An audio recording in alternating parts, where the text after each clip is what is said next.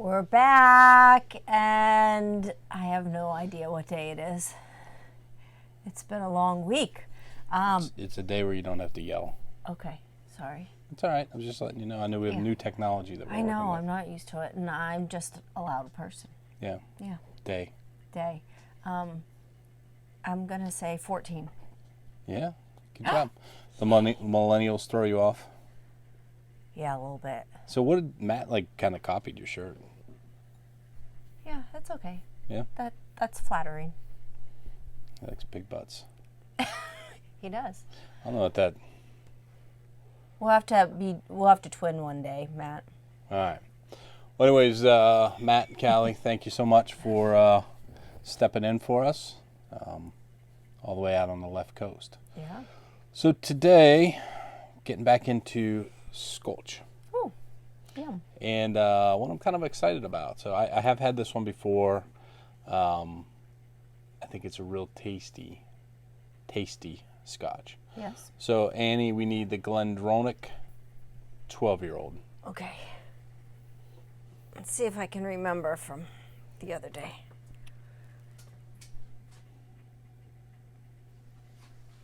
Is this it? What does it say on the bottle? It's not spelled like I would say it. Well, try it. No. Glendronach. That's not it. It's not even close to Glendronach. It's Glenrothes. Sorry. Glenrothes. It's a Glen. Well, there's a lot of Glens in Scottish whiskey. Remember, Highlands are behind me. Yeah. You were over in Campbelltown again. Stop. Campbelltown. Stop. Speyside and Campbelltown. Stop. It's in Burgundy tin. Oh. No. There isn't any. It's not where I see the tin, but I don't see the whiskey. Well, the whiskey's inside the tin. Oh. I thought you put the... Were you drinking before we started? No, it's been a long week. Oh, my Lord. Am I to take it out, sir? You can take it out. Okay, thank you for that honor. You're butchering this thing up. But one day we let somebody else do it. You're getting closer. Oh, my gosh. You're so picky. I picked you. Yep. Okay, so Glendronach is a Highlands single malt. Welcome, Bozeman. How you doing back there, buddy? This one clocking in at 43% ABV. This whiskey has a reputation, and a well-earned reputation, or classification is probably a better way to put it, as what you would call a sherry bomb. Yes. So a sherry bomb whiskey. 12 years old, single malt. Oh. It smells really good. Dang. Yeah. So really the major woods. So talk about wood. Look at that smile. Talk about wood. Major wood. The big woods that whiskey is. Never mind. You lost me, sorry. It's easily done. Thinking about big wood. Bourbon, your bourbon cask, so, American white oak. And then the next one would be sherry casks. So sherry casks are typically European oak. Be quiet. That come from Spain and obviously Europe. But the European oak was really used by a lot of the sherry producers from Spain. And the European oak imparts, stop it, more of, you're throwing me off, dude, imparts more of a spicy flavor to the spirit, to the liquid, in addition to, or compared to the bourbon. A lot of sherry producers will also use it because you can age a sherry in it. It's not as delicate as a whiskey. Yeah. But a lot of your Scotch and even your Irish whiskeys are then filled in either full sherry casks, so they're aged entirely in sherry. Yeah. Or they'll do some in bourbon, some in sherry, and then they'll marry them together, blend them together before they bottle them. But this is a classic sherry bomb Highland Scotch. It smells delicious. On the nose, it just smells rich to me. Yeah, it does. I don't know if complex isn't the right word, but it's, and heavy's not the right word, but it has weight to it when I smell it. Yeah. If that makes any sense. And a heavily sherried whiskey, even one that's just finished in a sherry butt, it's called a butt.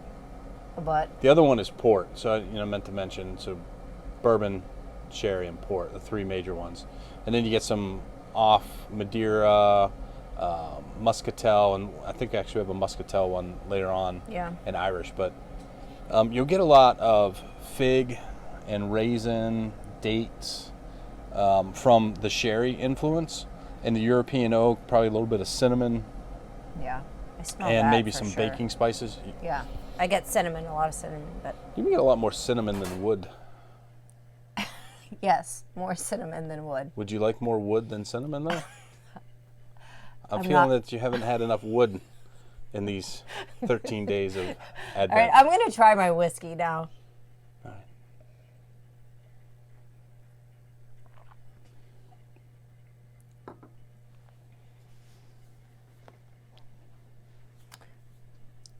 So, this is the first time I've experienced this.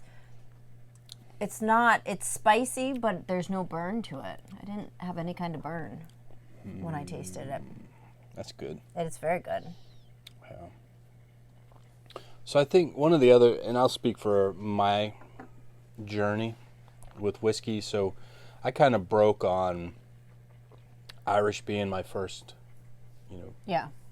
family of whiskey that I really enjoyed. Like the Bourbonista is obviously bourbon. Yeah. And then I've gotten into Scotch a little bit more, but Irish, because it's triple distilled, I think is kind of rounder and friendlier. Yes. And I always think with a bourbon, with a Scotch, when I first started drinking, because they're typically twice distilled. I think Auchentoshan, I should make you do that one. Yeah. Auchentoshan No, thank you. is really the only one, maybe one other or two other Scottish whiskeys that triple distill. But to me, it's going to be a little bit more jagged than an Irish whiskey. And jagged not in a bad way, but I think there's some people who, as they try to get into whiskey, like Scotch might not be their thing right at the beginning, because it's not, like bourbon can be sweet. It can be hot, but it's more sweet and can be a little bit rounded. Irish is kind of in the middle with it's light, rounded. And if you're trying to jump into Scotch, you can get that more layered or jagged, or makes you work a little bit more at it. But the sherry, I think, sometimes helps to kind of fill in the gaps a little bit. Yeah. Soften's not the right word, but I think it rounds it out, right? Yeah, and a Highland typically has a little more body and a little more aggression in their whiskey than a Speyside. So if you really want to get into Scotch, I would recommend you don't jump into Islay. Your big peat, Ardbegs, Lafroigs. And Highlands are kind of that in between. Campbelltown be a little funky. Won't you take me down to Campbelltown? Stop. But anyways, where you can find this one, so before we get to that, real good mouthfeel, I think. It's complex, there's oils to it, it's got some weight. Yeah. Kind of coats the palate. Got a nice long finish, it's still staying with you. I get the cinnamon on the backside. But this one you can find around $55 to $60 here in New Hampshire, the liquor stores, the state stores. A lot of times they're $5 off, but just a fantastic whiskey. I've really come to love Glendronachs. Yeah. We've got the cask strength, the portwood, the 15, the 18, and the 21. Ooh. So someday we're gonna have a Lucky big us. old Glendronach party. All right, who do you want to give a shout out to? Oh, who do I want to give a shout out to? That's a good question. Well, I got 10 minutes, so pick it up. Okay. Butternut. How about, sorry. How about you pick? Anyways, we'll see you tomorrow. Cheers.